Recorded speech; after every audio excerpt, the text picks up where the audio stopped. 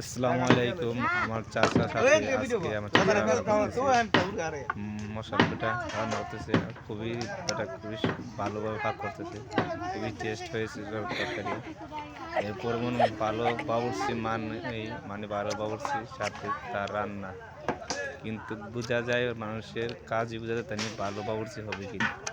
এবার সাথে আমি ছিলাম, আমিও সাথে তাদের সাথ দিলাম মশলার সাথে। আমিও কোনো কোনো তারপর সাথে দেখা দেখি করলাম। অবশ্যই যদি ভালো লাগে থাকে অবশ্যই আপনাদের মতামত জানাবেন। এই ব্লগ ভিডিও যারা দেখবেন অবশ্যই আপনারা ভিডিওটি শেয়ার করবেন। আর ভালোবেসে অবশ্যই কমেন্টে আপনাদের মতামত জানাবেন কীরকম হলো আমাদের ব্লগ ভিডিও।